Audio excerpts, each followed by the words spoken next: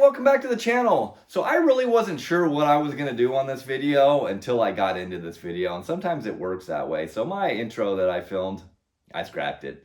So anyways, today we got a JL W6v3, okay? Great sub, expensive sub, but anyways, keep watching this video, okay? Because at the end of the video, I'm gonna tell you what I plan on doing with this video. So keep watching this thing through.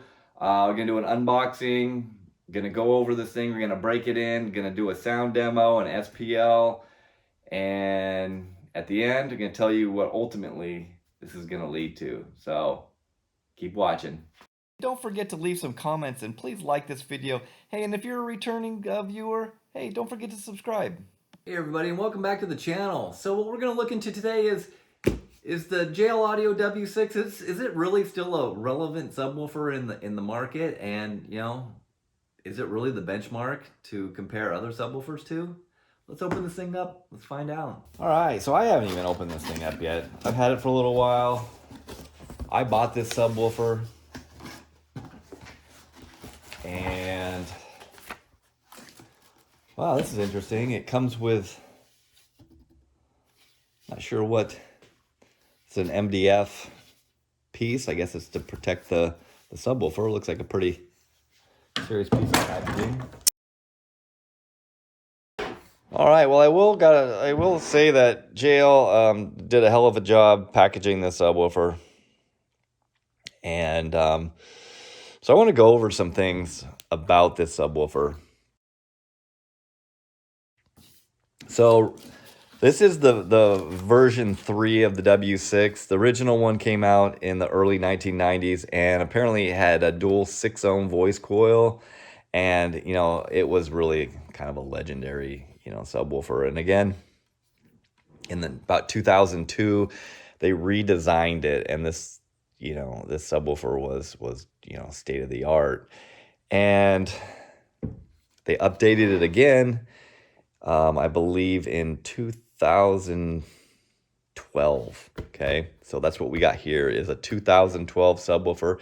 It is now 2026, and when they updated it, they beefed up the motor, and the X-Max went from 17 to 19 millimeters, and they apparently updated the cooling and keep this thing from burning up. So it really didn't change the power handling all that much. But anyways, you know, this really is a nice subwoofer.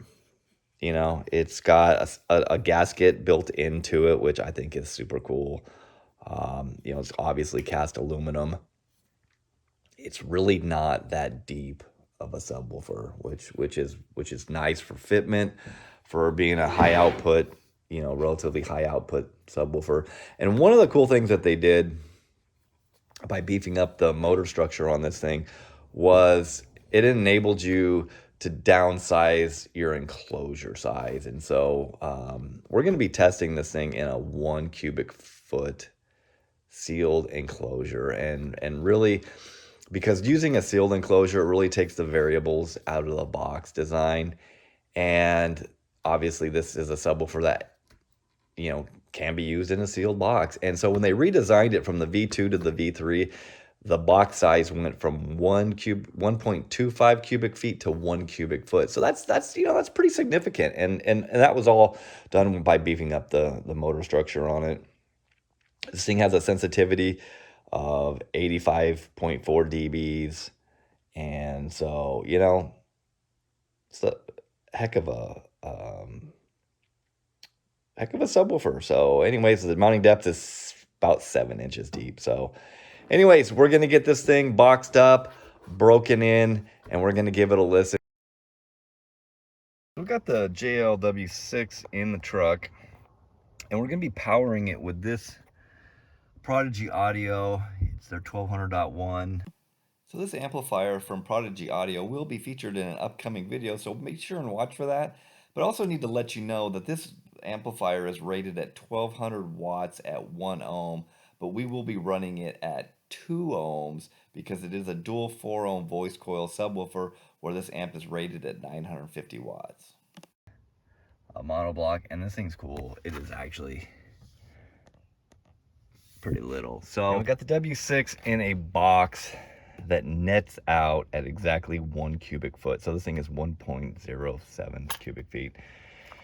And it's sealed. And I've oriented this thing in lots of different directions, and the best way is facing backwards.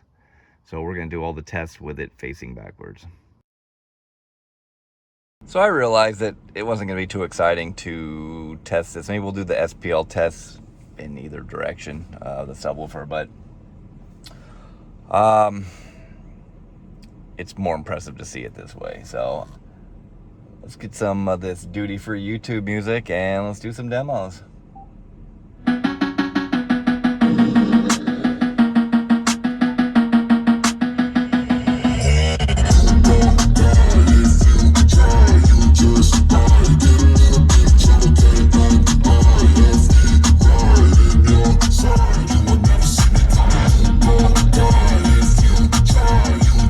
This Prodigy amp features a really cool bass knob that has a voltage readout, but it also has a clip light on it. And you'll see me continuously adjusting the bass knob to ensure that the amp is putting out clean power and we're not going into clipping at all. I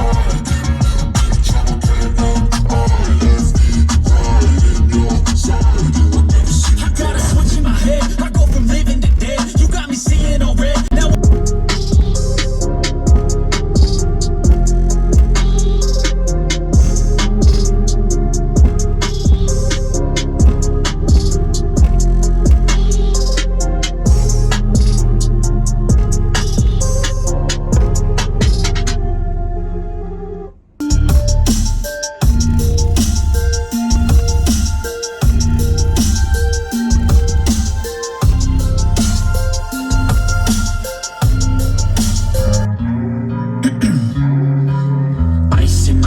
I've been driving this train, years in this lane, there's no stopping this flame. Cause I came to the game and I changed it to play how I like, rearranged it to my own domain. Yeah, I got what it takes.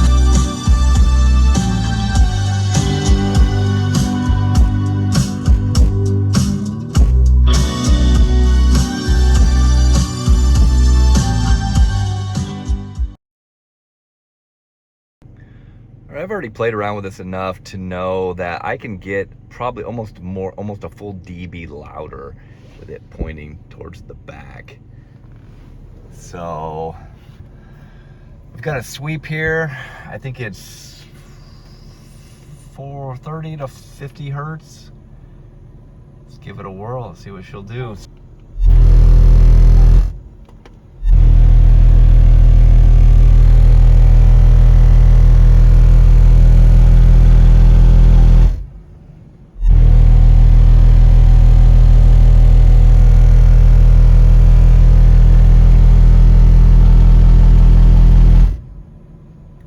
Looks like we got 127.6, and that was full clean, no clip.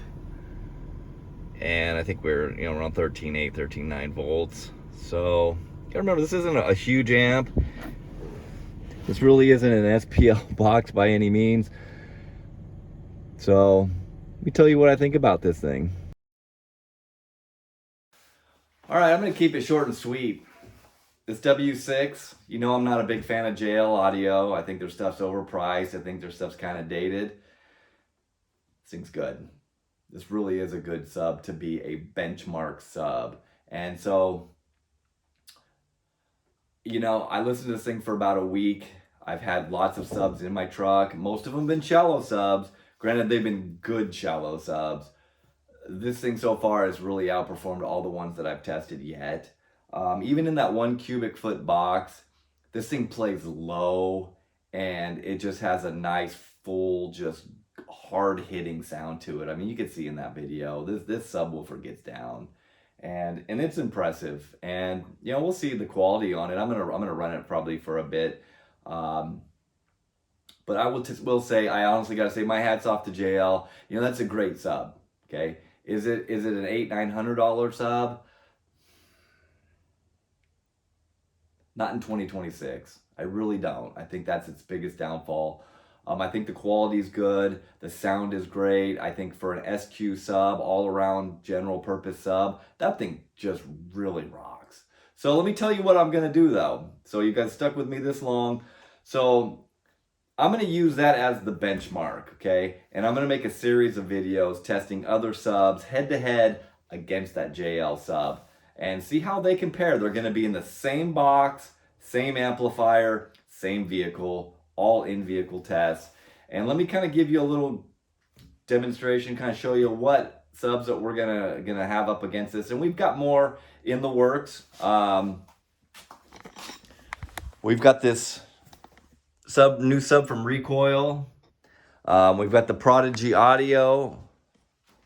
I've got an Image Dynamics ID Max. And if we want to get a little bit more retro, I've got a couple of, well, we got some kickers. I've got a couple different generations of the Alpine Type R's, and we might throw those in for some interesting. And I've got an Arc Audio Flatline sub, and that thing pounds. So anyways, I want to hear your thoughts. Let me know in the comments, okay? What subs would you like to hear me test up against that JL sub? So I have tested the JL W7, and I'll be honest with you, it's a great SPL sub. It's an old school sub.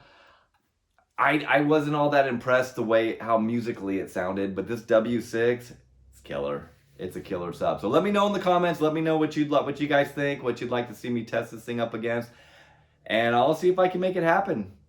Anyways, catch you next time.